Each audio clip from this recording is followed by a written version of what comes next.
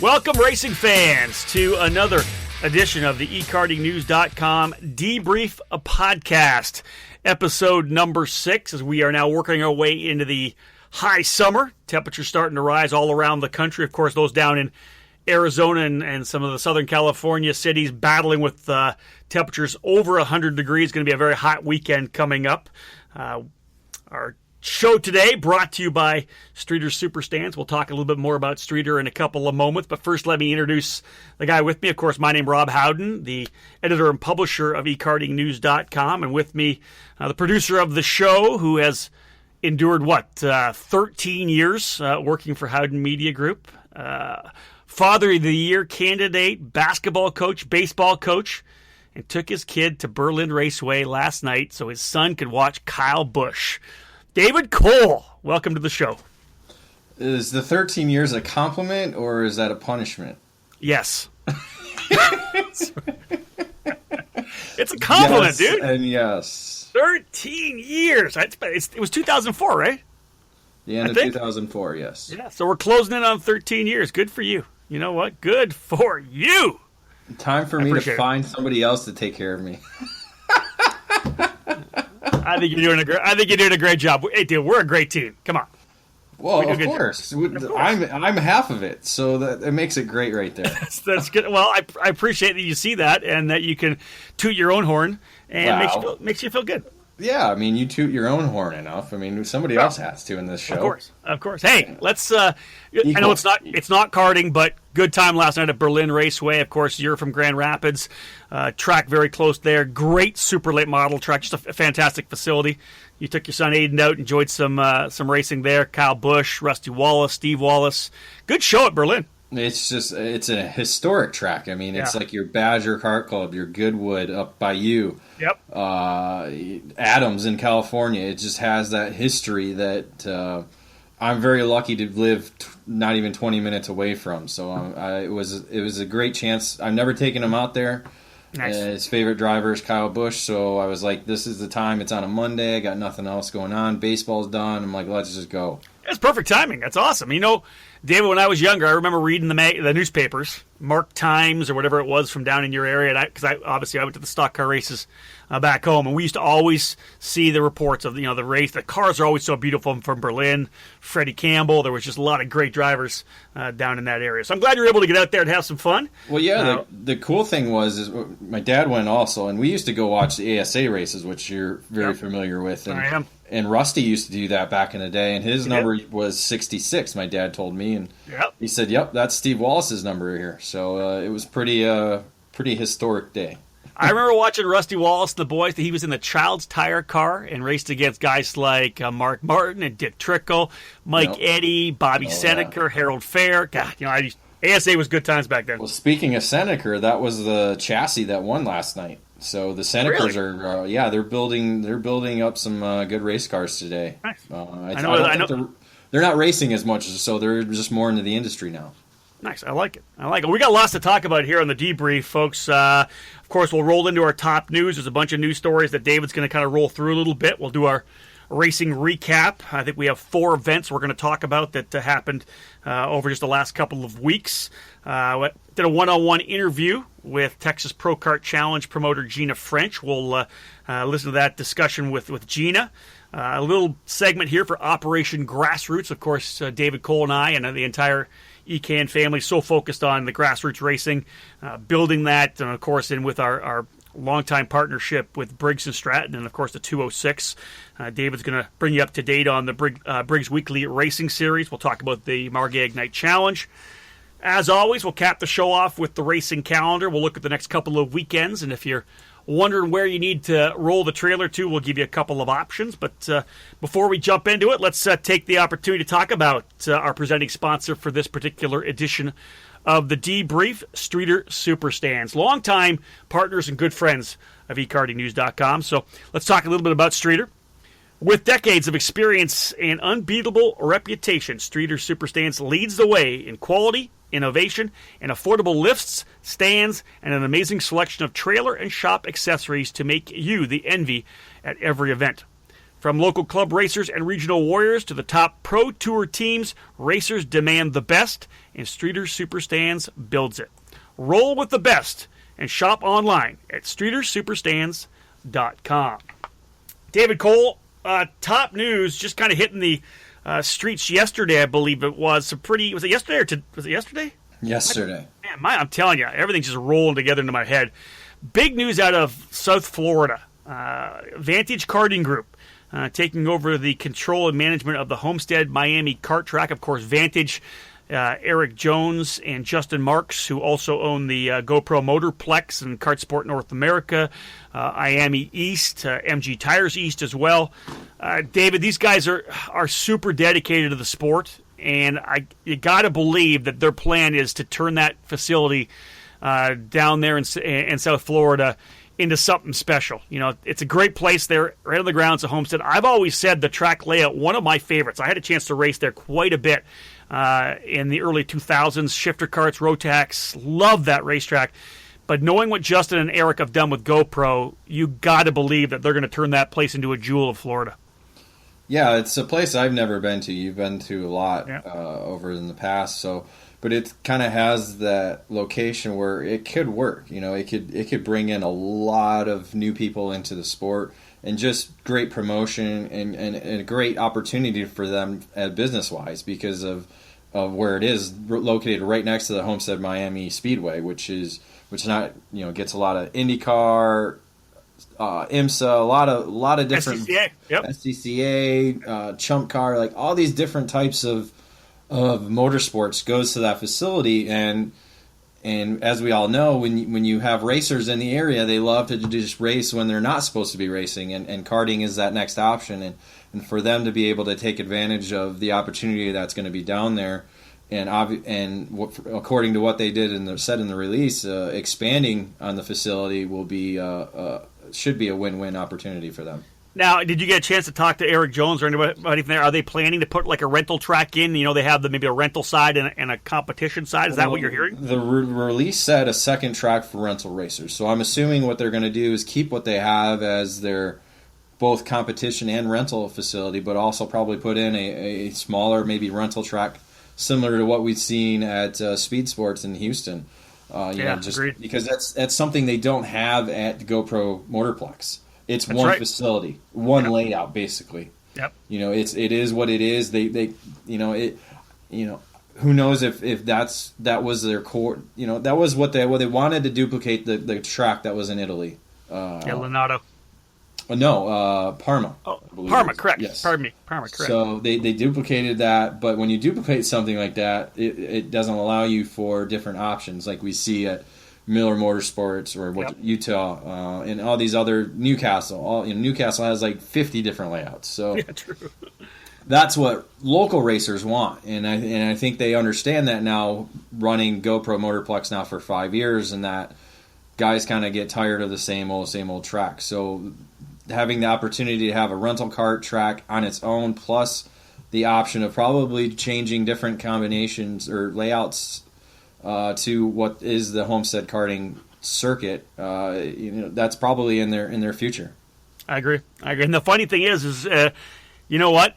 In looking at what's happening in South Florida coming this winter as well, we obviously saw that Superkarts USA had released their dates for their winter series, January 13th and 14th and February 10th and 11th, and they did indicate, let's say not indicate, but hint in the graphics used that they were going to be in Miami. Knowing, of course, the relationship with Tom Kutcher and Scusa, with Miami West and Miami East, you would have to kind of draw the line and connect the dots, David, that Homestead, then whatever they decide to do between now and then, Homestead's probably going to be the opening round for the Scusa Winter Series when we get there in January. Well, it's going to be one of them. That's probably for sure. With Miami USA East being part of the Jones and Robert Marks or Justin Marks company, so that's a given. Now the question is, where are they going to go? Where else are they going to go? If they go to another place, could they do it both at Miami?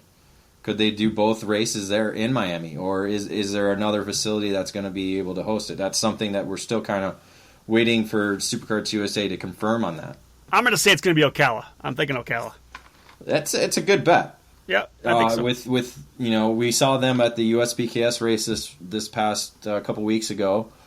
So they've bought into the IME program. They've been a dealer for almost a year now, I think, actually. Yeah. But they kind of go where their customers want to take them, and I believe they had some drivers at some other races. I think they're going to New Jersey this week for the road tax program.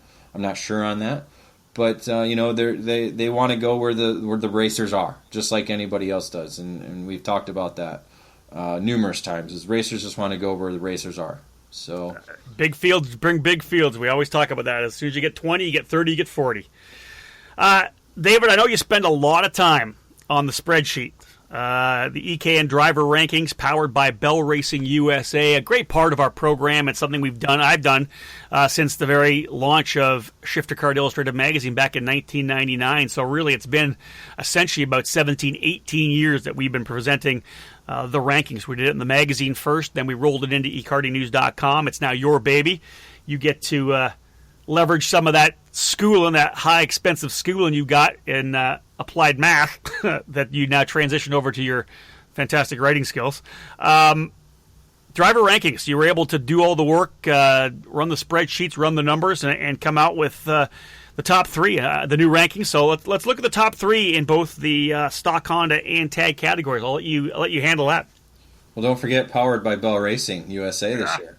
Yeah, that's a really cool. I did say Bell Racing, and I did not miss the plug. All right. But what we didn't do is talk about the fact that this program that we put together with Chris Wheeler and the good folks from Bell Racing USA, the winner, whoever is the top-ranked driver at the end of the year, in other words, the Super Nationals being our final point event of the year, that winner is going to win a brand-new Bell helmet at the end of the year. That's a pretty cool deal.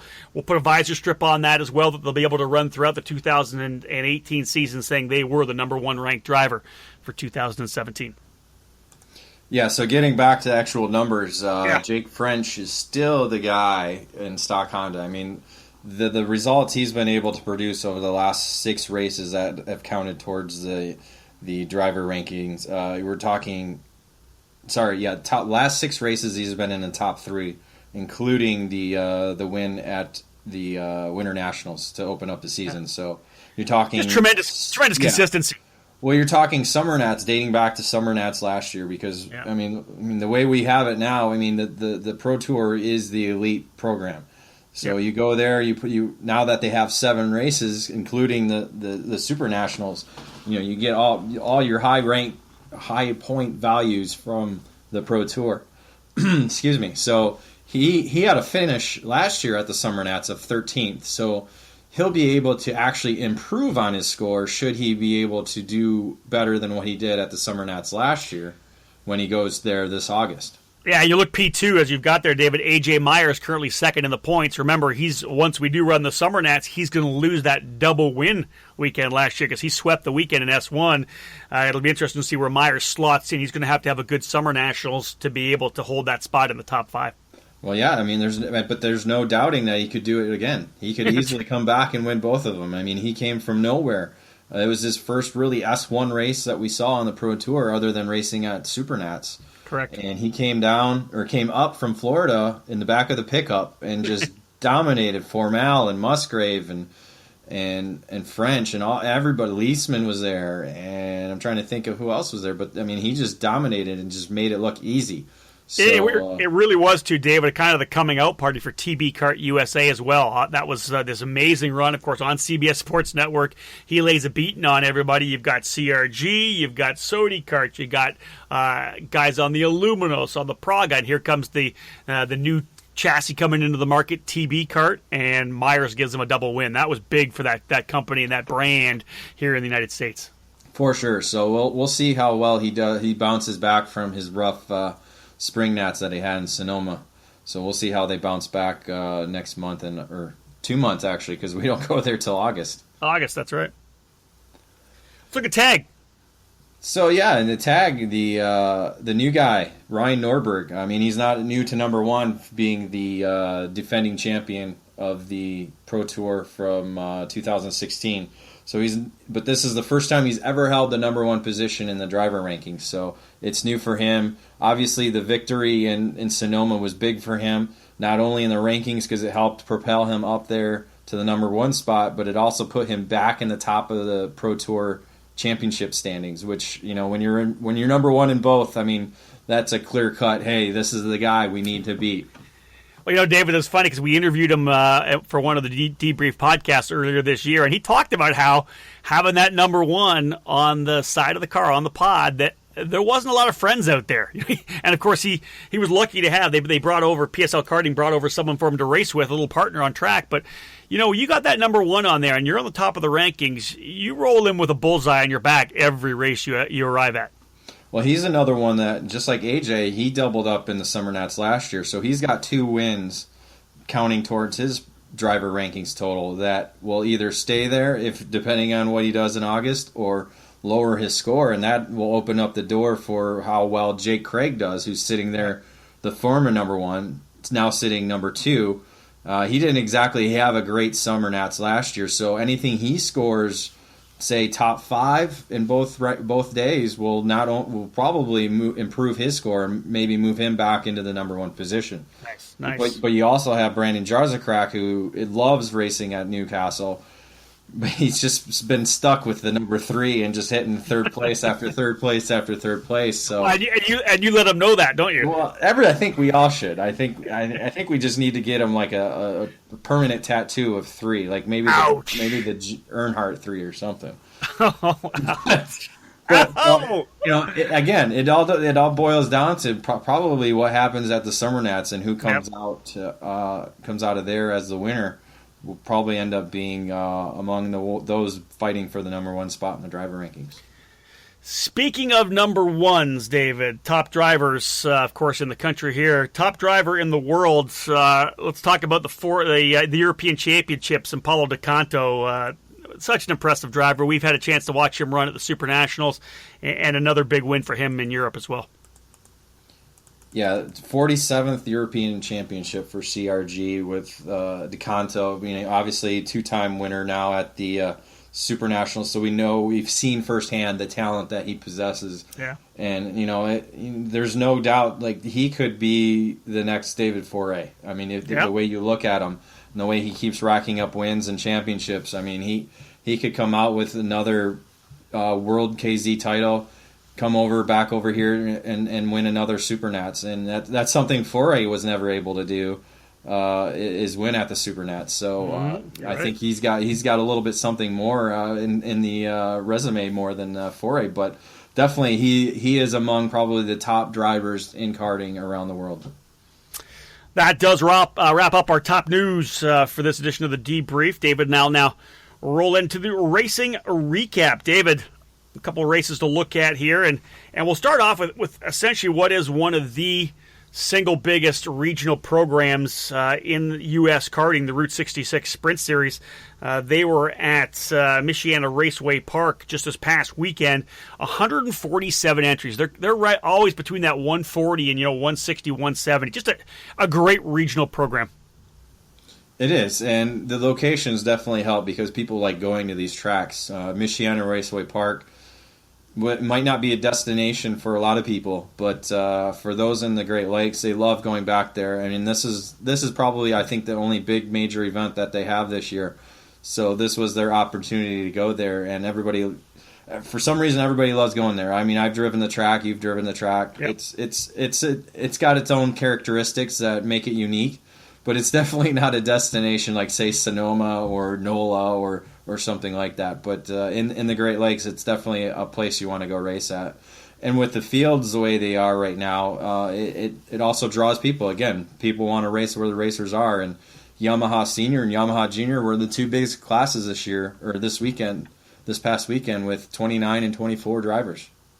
I like to see that. And although I don't like you putting down Michiana Raceway Park, like we're talking Crumstown Tavern, my friend. Well, yes. That's a bucket list. That's like a diners, drive-ins, and dives kind of place, right? The tavern. People have different levels of destinations, and yes, ours can drop down pretty low.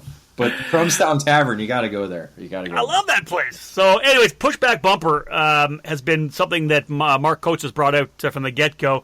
What is the word you got back on the pushback bumper? Essentially, what is it like? Is this will be their fourth race? The two US PKSs and two Route 66s. What are you hearing?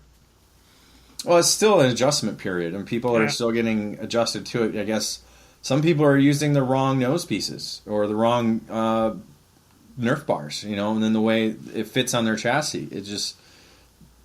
So it's still a learning experience. It's not a perfect system, and we've said it. USPKS and Route 66 officials have said it. It's not a perfect system, but what it is doing is it's limiting the turn 1, turn 2 incidents that continue to plague both programs, where guys would just go in, not care, and just wreck everybody.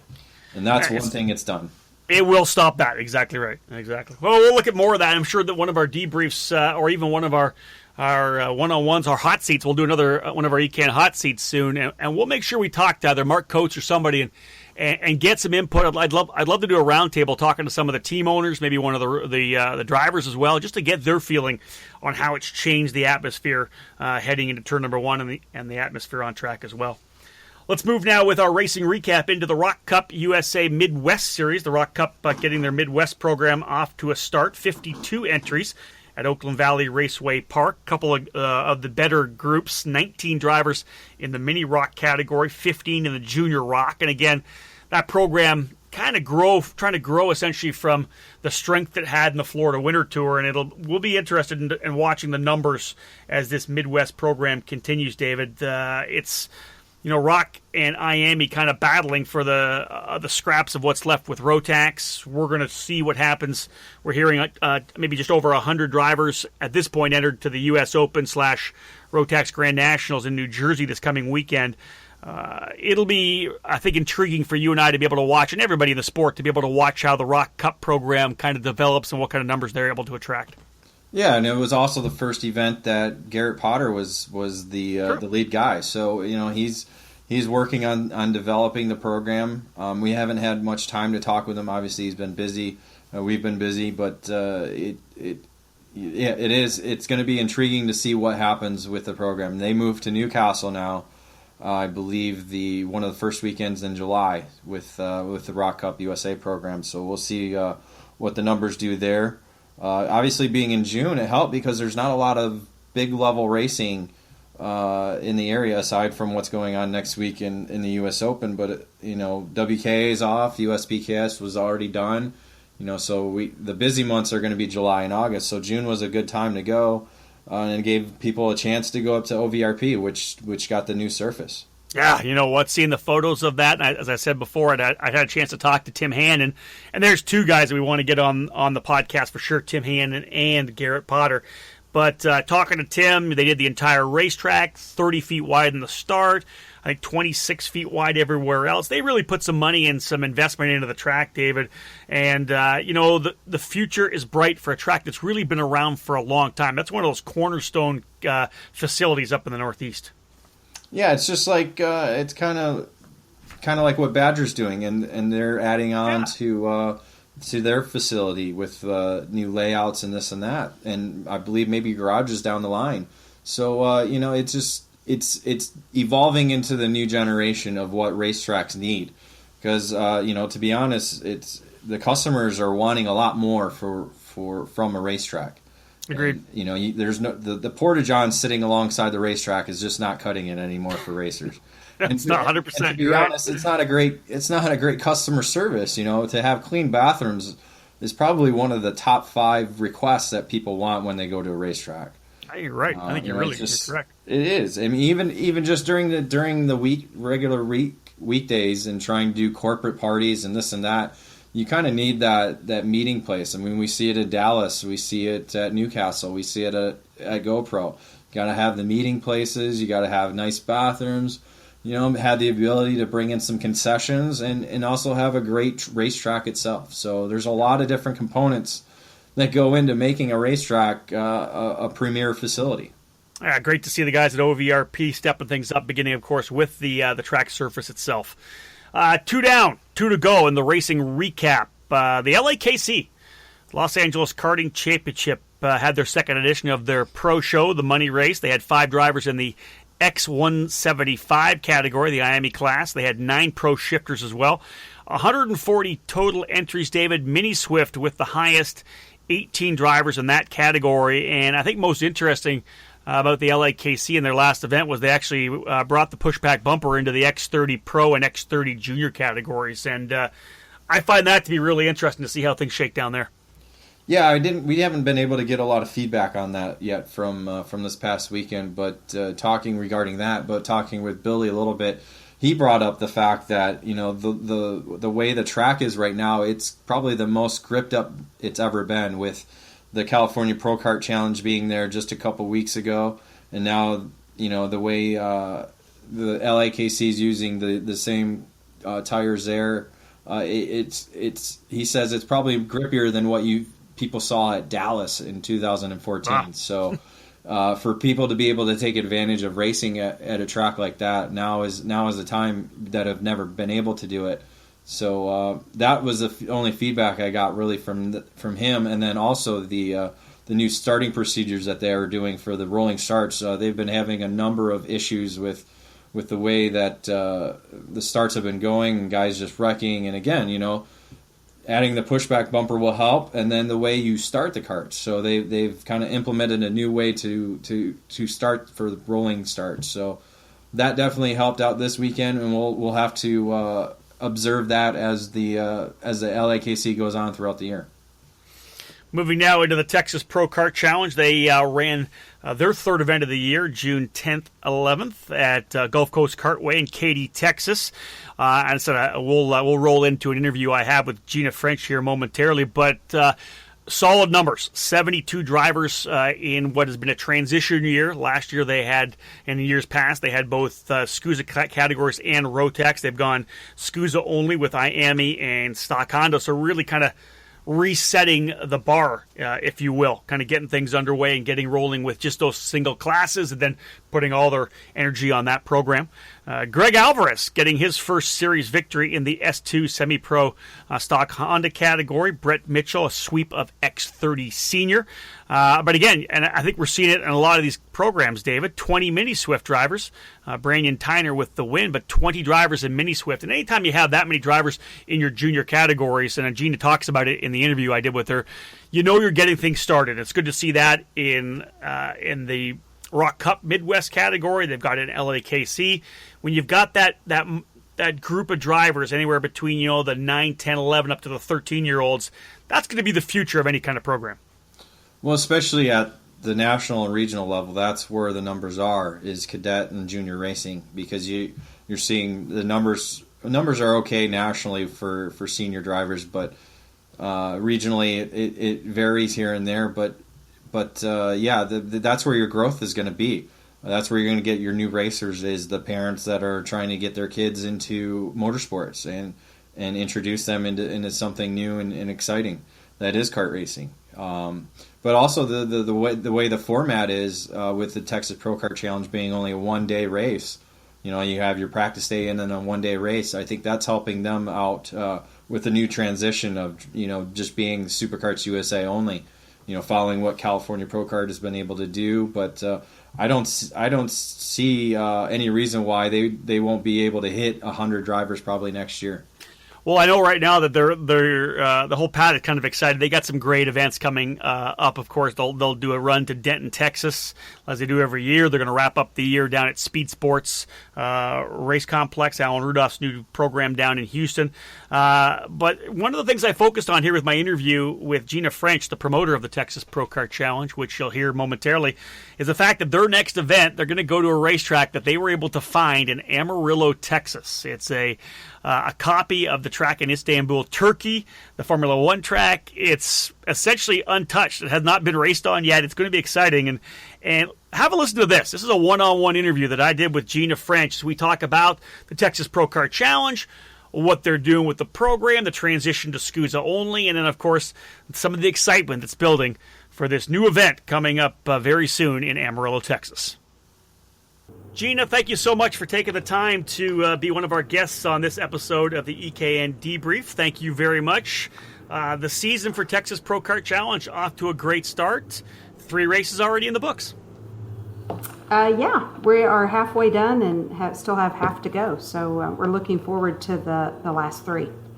You know, David Cole and I have kind of been following this series with interest this year. A big season for the Texas Pro Kart Challenge for the last number of years. It's been a dual series with Rotax Max and with Superkarts USA categories. This year, kind of timely, actually, when you kind of look back at it and seeing what's happened to Rotax and the dissolution of the Max Speed Entertainment Group, that you guys elected in the offseason to go straight pure Superkarts USA. You kind of had a good group of drivers in the IAME categories. Of course, the shifter kart's always strong down in Texas. Can you give me your thoughts now that you're halfway through the season, how that has gone? You know, you've got good numbers, high 60s, low 70s for your first pure season with Superkarts USA. For you to look back, what are your thoughts right now, how things have kind of transitioned? Well, I'll say the initial decision was a scary one. It seemed very obvious what the decision should be, but it was scary nonetheless to stop running Rotax classes. But as you said, the numbers, didn't lie, and it looked like Texas was going in the IAME direction. So this year started off with great help from Tom Kutcher and IAME with the motor exchange program that we had just with Texas Pro Kart and our shops and dealers. And I think we sold about 15 off that. And then Tom chimed up and did the Rotax trade-in across the country. So the numbers didn't get higher as quickly as I'd hoped. But he assures me that they will, and other people assure me that they will. So I'm trusting those that have been around longer than I have in this industry that more people will come on board in the IAME program. Well, one of the things we always talk about in karting, I don't care if it's Briggs LO206 or if it's IAME or if it's Shifter or Yamaha, numbers bring numbers. People want to race against other people. And when we look, if you were to take that magnifying glass and kind of look at what you're getting, you have one of those key groups that I think any series wants to have, and that's the younger kids, between 10 and 14 years of age. You had 20 mini Swifts at the race in Katy, round number 3 on June 10th and 11th. Those are good numbers because you know that when you have 20 kids in the mini Swift class, sooner or later those kids are moving to junior, and you even had some pretty good junior numbers as well. So it seems to me like you have that core group that will grow. Any club wants to have those core juniors knowing that they'll eventually work their way forward. Mm-hmm. That's true, and these kids have actually been with us from micro, and I knew most of them from the club level even before that. So these are families that are in the sport, I believe, to stay in the sport. We also saw some graduating juniors or minis into juniors. We had maybe 5 that stuck around and have moved up. So we're seeing, and then maybe 3 that went on to the senior level. So we are seeing those customers stick around and are serious about running at every level as they grow. The funny thing, Gene, is I've been doing this for 20 years now, and one of the early years of my karting days was following Superkarts USA when they used to have the Pro Moto Tour back in the 90s and early 2000s. And it's always, for some reason, I don't know what it's in the water or lack of water in Texas, but there's always such talented drivers down there. We've seen so many guys, the Trevor McAllisters, the Kyle Martins, Colin Lynn, Gary Glangers from the old days. There's always good drivers out of Texas. And, of course, we look at your son Jake, and you get guys like Riley Dickinson, Nathan Adds, Austin Wilkins. There's Sky Finley. There's so many unbelievably good drivers out of Texas. It must be kind of cool to be able to watch them race on a regular basis. It absolutely is. I take great pride, and I share the importance of that pride with the racers that compete at Texas Pro Kart. It's very important to me that Texas have a good reputation when they go to nationals, anywhere that may be. And on the officiating side, at the nationals, Texas racers aren't our problem. So you already have them tuned in. I think that's what it is. I do. I have them trained up right. But, that's good. That's good. Yeah. Now let's look forward, because you look at your 6-race schedule. You said you're halfway through. You started the season at NOLA Motorsports Park in February, kind of the pre-race to the Winter Nationals. You went to Dallas Karting Complex, that great track, start of April. Just wrapped up a race at Katy. You got 3 really cool venues coming. First and foremost, the next race, July 14th and 15th. We heard news out of this, and I said, where is the Amarillo kart circuit? Nobody had any idea, and essentially you guys didn't either until you heard word of it. And you actually had to go find this racetrack. It's this jewel out in the middle, not so much out in the middle of nowhere, but it's a jewel that nobody knew about. Let's talk about the Amarillo kart circuit a little bit. Well, the funniest thing to me is that it sits right on the bank of Interstate 40 that goes from Oklahoma through Texas, through the Panhandle and on to Vegas. So like the Champion Group and anybody that is in mid-United States have driven right past it since 2012. And so that's what was so funny to us. Jake even said that in his days with running with Champion that they drove right there and never knew it was there. So, and it is exactly that, a jewel. This track is almost a mile long and is a carbon copy of the F1 track in Istanbul, Turkey. It drives beautifully. It's smooth. Nobody's torn it up yet. So it's a unique opportunity for Texas Pro Kart. I love the fact that you guys are going to be able to bring your series there. Essentially, it's the first ever organized race at this track. Mm-hmm. And so talk about that a little bit. I'm being told that the owners of the racetrack, who are just shifter kart racing enthusiasts who kind of bought karts to drive, they've invested in barriers and they're getting behind this program. Yeah, they really are. I didn't really know what to expect on their side, knowing that because it's really more like the setup for a street race with the amount of stuff that's having to be purchased to get it insurance compliant and race ready.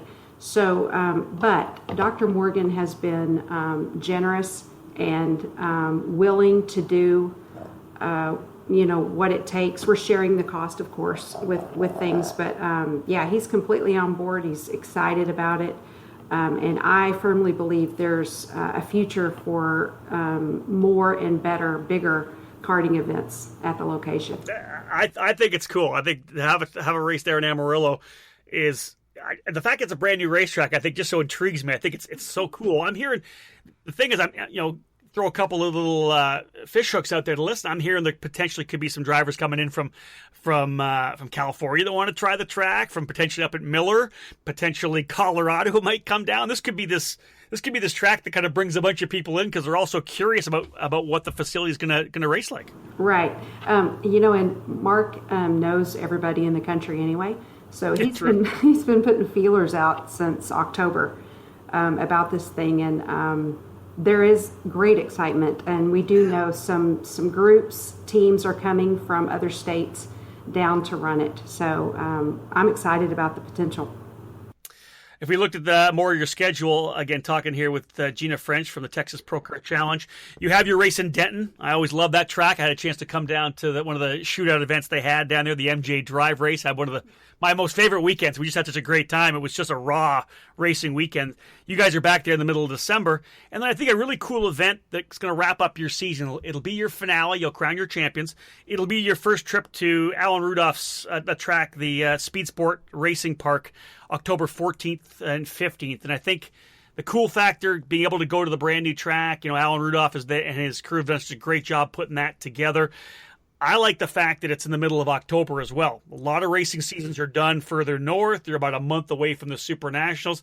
Maybe that cool opportunity for someone to trek down to Texas and, number one, sample the track, and number two, just get that little, maybe that last little run in to see if they can't get tuned up for the Super Nationals. Yeah, absolutely. Perfect opportunity to get prepped for Vegas, of course, in November. And we were down there maybe 2 weeks ago, visited the track for the first time. The buildings he's built are great. A lot of good thinking went behind how they're built. The track is, again, a smooth surface that we'll get to race on. It's a very technical track. So it'll be interesting to see how it runs, for the Miami and then for the shifter.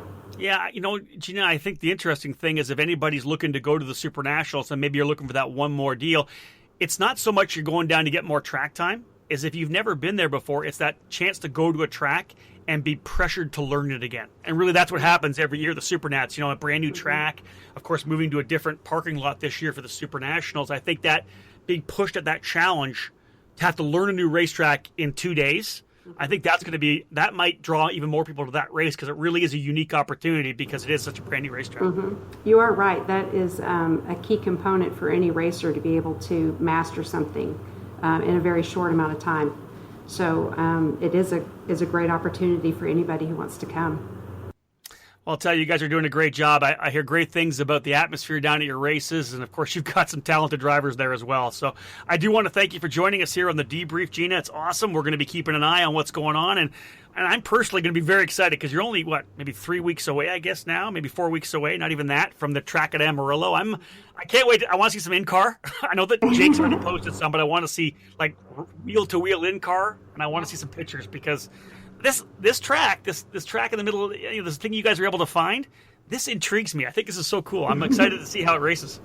Yeah, so am I. And the funny thing, or not funny, but the unique or different thing about the whole atmosphere is it's just flat plains out there with the highway by it. And then you've got a farm of air turbines that are literally right there.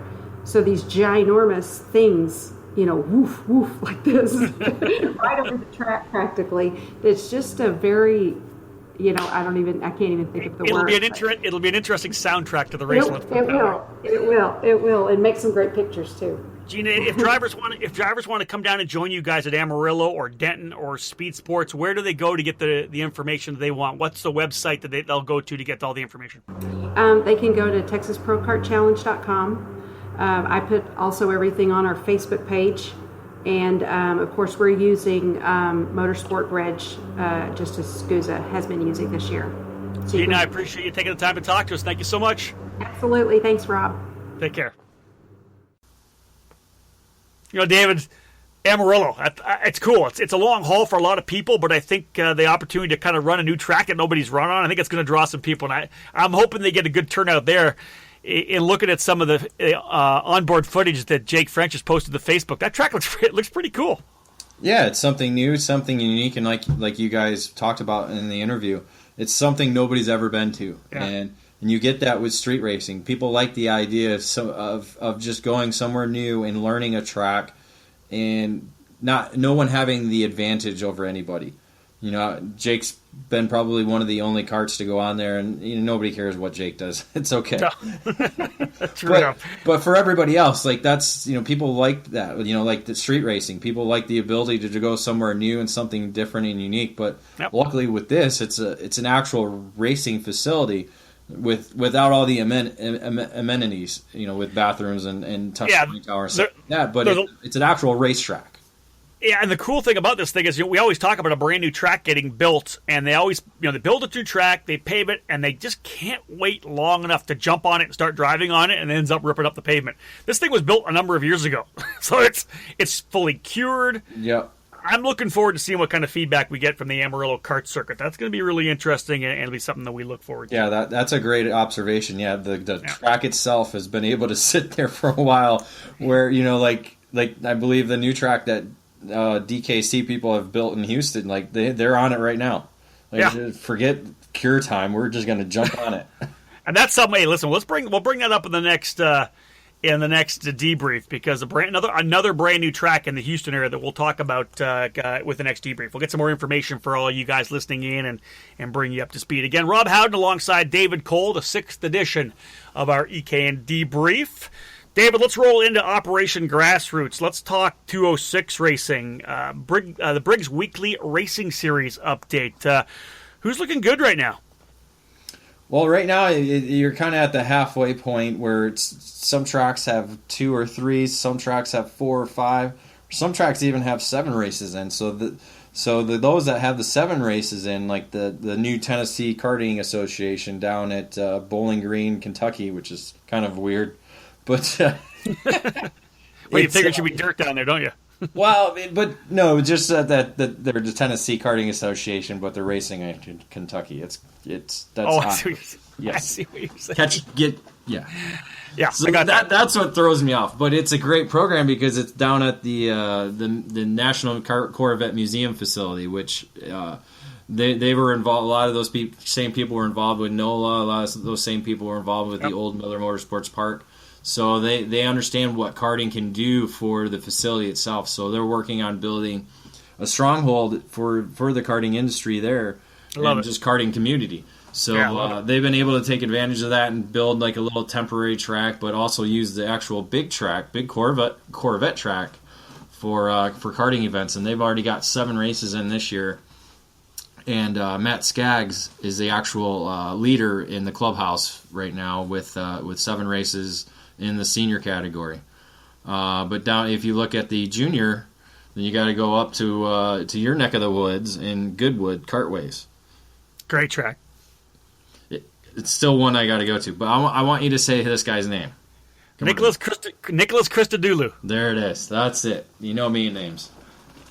There's been a number of Christodoulous from Europe that have actually UK that have raced in the Mazda Road to Indy as well. So I've had some time on that one before, David. I've seen it before. I just never have said it before out loud. So I appreciate that setup. I was like wondering what you were doing, but I'm there for you. So hey, we'll give props. Nicholas Christodoulou, the top driver in the junior rankings now, and of course the great thing about these rankings, North American wide, we got drivers all in Canada, the U.S. I just love this Briggs Weekly Racing Series program. If your club is not involved, make sure you get with David Klaus from Briggs and say you guys want to do it next year. There was a bit of growth this year, not massive, 10% growth, I think. This is you want your club involved in this. There's a lot of prizes you're able to win, but also just able to gauge yourself against 206 drivers around the country. Just, I think, one of the coolest programs right now. Don't you not think so, Dave? Well, it is. It actually had pretty good growth in the number of tracks. Now they're over 53. That's awesome. So that's good, but the actual number of drivers has gone up by over 50% from last year. Well, people are jumping on board. It's the single best program we have right now to grow karting. It's done wonders for clubs and for regional series around the country, and of course up into Canada as well. We've got such strong 206 programs up here. It's just kudos to everyone at Briggs. Just a fantastic program. Now, speaking of Briggs and speaking of strong programs, let's talk about the Margay Ignite Challenge. You know, Dave, you drove it last couple of years at Rock Island. The good folks at Margay are building, and they're building big time. And they're going to be at a couple of events. They just raced at Autobahn. Let's talk. I'll let you talk about the challenge right now. Then we'll head up with a couple of things. They did some racing, which is great. Well, it's the Margay Ignite Challenge, which is only for Margay Ignite carts, which is their own brand. It's spec cart. Yep. It's the spec cart with the Briggs 206 engine on it, from kid karts all the way up to masters. And their first race, they're kind of have a core group of racetracks around the Midwest, including the new Autobahn Country Club kart track that's now expanding. It's been there for a number of years since the facility's been built, but they never have really promoted a karting program. Well, Margay and their Ignite Challenge went up there and they said, look, we want you guys to use our karts as the starting point for your kart club. So now they've been able to do that. They're going to Springfield, which is nearby St. Louis in July. So they have a Ignite following there. They're going to go to 61 Cartway and obviously down at Gateway where they're based out of. But just a great little traveling series that they're able to do within the Illinois, Missouri area. I like it. You know, it's just one of those little opportunities to take guys from a club that are kind of just tired of racing their same club track and be able to go to 1, 2, or 3 or 4 different racetracks in the year. Agree. And speaking of the Margay Ignite program, one of the cool things, David, as well as the Arrive and Drive offers they have, of course, for the race at Indianapolis Motor Speedway and then Rock Island Grand Prix as well. If you're a driver from anywhere in the U.S. and you haven't run Rock Island, maybe you don't want to make the haul, you don't want to bring your trailer there. As we know, Arrive and Drive program, show up, jump in the cart, lunch is provided, they got mechanics there, you have an absolute blast and get to experience one of the coolest races in American karting, the Rock Island Grand Prix. Well, not only you can race the Ignite class, but you can also race the regular 206 classes if you want to double dip, race senior medium, senior heavy, Masters. If you can make that 390 ton weight. No kidding. 395, I think it was. Wow. Even I made weight. I had to put weight on in that thing when I ran Masters. I still don't understand how these carts are so damn heavy. I agree. I agree. I totally. We run 365 Masters at my local club. For some reason, we're running 395 there. You know what? There's some big guys that want to race. I get it. All right, let's start the last couple laps here. Let's get the white flag, David. The racing calendar presented this particular edition by 3G Kart Racing out of Texas. June 23rd, 24th, 25th, this weekend, a big one. We got 6 different events, David, down on the docket here. The U.S. Open, Rotax Grand Nationals, that combined event going to be running at New Jersey Motorsports Park. The KPX Series getting going again up in Reno, Nevada. Speaking of awesome 206 events, they'll have another fantastic turnout at Reno. Love that racetrack. It's been a long time since I've been to Desert Park Raceway in Reno. Awesome track, elevation changes. They got their own little corkscrew. Fantastic track. The Texas Sprint Racing Series down in New Braunfels, Texas. They'll be rolling here this weekend, David. I'll let you do the final 3 for this coming weekend. IKF Northwest Gold Cup heading north of the border to Greg Moore Raceway in Chilliwack, British Columbia. Another track that you will actually get to go to this year for the first time. Cross that one off the bucket list for the Can-Am Karting Challenge. Yep. And you need to drive it. No, I'm going to drive it. I'm driving. I'm practicing on Friday for sure. No doubt. Sounds good. And then back around in the Midwest area, a very popular street race, the Goodland Grand Prix in Indiana for the SIRA program. And then also in Ohio, we have the 206 Cup heading over to Camden, Ohio for the first time. So that should be interesting. Moving to the end of the month, kind of that July 4th weekend, the IKF 2 and 4 cycle sprint Grand Nationals heading to Santa Maria. Sounds like a great opportunity to run a great racetrack, have some fun, try to win a Duffy, and eat a whole bunch of tri-tip. That's my call. Hold on, what's the order? I'm going to say your order is tri-tip, racetrack, Duffy. Yep, you're right.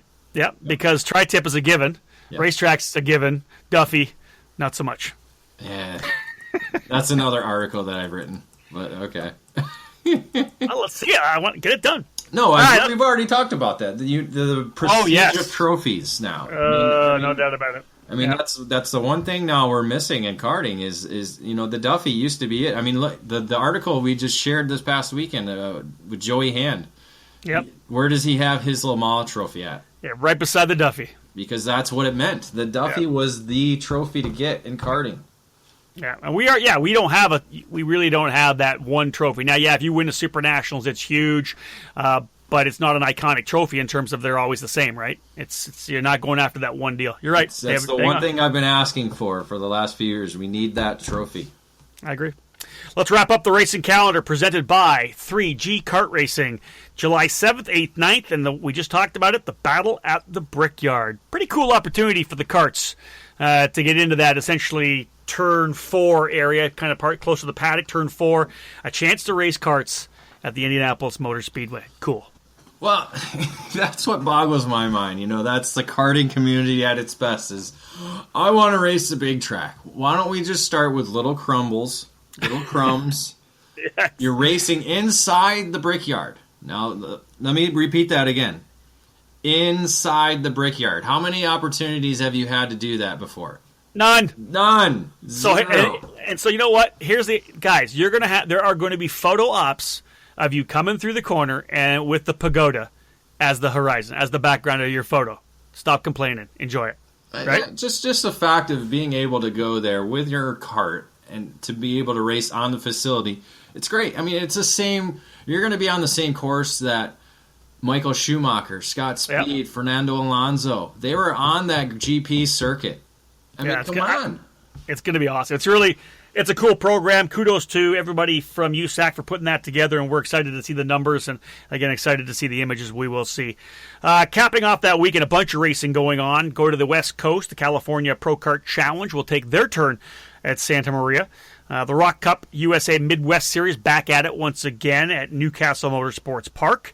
The 206 Cup Series will be at Wolf Paving Raceway. David, what's Wolf Paving? It's Dousman. Wisconsin, Hey, I know. Or I know. Get up there and you ate the cheese there, eh? I've had a couple of beers with Bart Wolf, so I know Wolf Paving, good people. They've been around Dousman and Economilwaukee for many, many years. So good to see them stepping up to support Dousman and the new Wolf Paving Raceway. 206 Cup will be on track there. And then Route 66 Sprint Series at Midstate. Again, we talked about how great that Route 66 program is, and they'll have another paddock full of drivers in those Yamaha categories, so it'll be exciting. That's going to be a big weekend. Lots of racing. East Coast, West Coast, Midwest.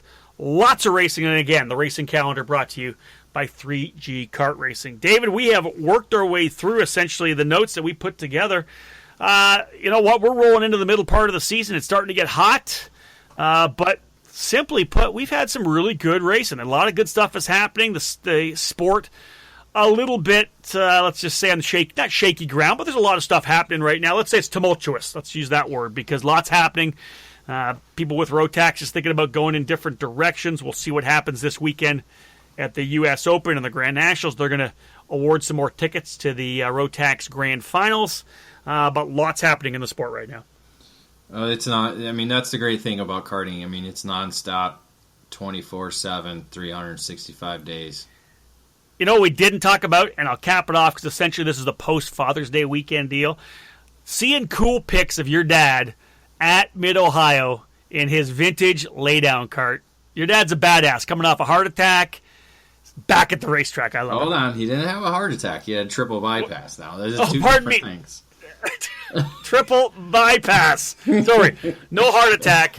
He had a chest grabber, and then they went in and did like full pork job on him. Well, because there's a difference. Now, heart attack could damage your heart. He didn't actually damage his heart. He just had bad tubing. So, ladies and gentlemen, we don't give you just karting news here on the debrief. David Cole will roll out some medical information to make sure you're up to speed on everything involved with cardiac arrest. But he's still being a pansy. He's just got to get in there and drive the damn thing. Dude, he's on a laydown at Road America, a vintage laydown. There's no bodywork around the dude. What do you mean pansy? No, hold on. Whoa.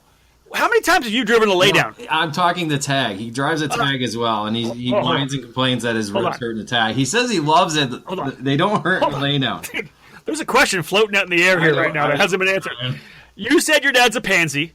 He drives a lay-down, no bodywork machine at Mid-Ohio at X amount of speed, 100 miles an hour, whatever he goes, 120 miles an hour. How many times have you driven a lay-down again? I don't know. How many? I think it's 0. I think it was none. I think you've never driven one. That's right. So keep chasing Bob Cole, David, because if he's a pansy, my friend, you're a lovely little buttercup. Nothing wrong with being a buttercup. That's true. That's true. But anyways, in my books, your dad's a badass, and yes, if he wants to push the tag a little more, you have my permission to rip into him a little bit. Okay, on, get out. Thank you. I got to give him some props on driving that badass. And again, the retro grouch you'll see on Facebook. Fantastic photographer, and the images he gets are always great. And he was at Mid-Ohio and took some great stuff. Yeah. Well, maybe we'll try it next year. We'll see. Maybe not the twin, but maybe we'll do a laydown next year. We'll see. Now we're talking. All right. Let's cap this thing off. Ladies and gentlemen, again, we want to thank our sponsors, the guys that got behind us in this particular edition of the Debrief podcast. Of course, Streeter Superstands. You can find them at streetersuperstands.com. And if you're looking for 3G Kart Racing, one of the Burrell dealers down in Houston, Texas, you can get them on Facebook at 3G Kart Racing. That's going to wrap things up here for this edition of the podcast on ekartingnews.com. We ask you, please do us a favor. It would mean a lot to us. When this thing comes out on Facebook and Twitter, share it. Let people know. We need to spread the word that we're producing this podcast. It's going up on Podbean. I'm going to charge David with the responsibility of getting us up on iTunes pretty soon, so it's an easier download for you. Absolutely perfect for if you're driving to work, half an hour drive to work, plug us in, get us on the audio. You can listen to karting in the garage, on the road. Just do us a favor. It would mean a lot to us if you were able to spread the word that we're doing these podcasts on a regular basis. Definitely something new, David, that we're doing. Any final words from the ass behind the glass?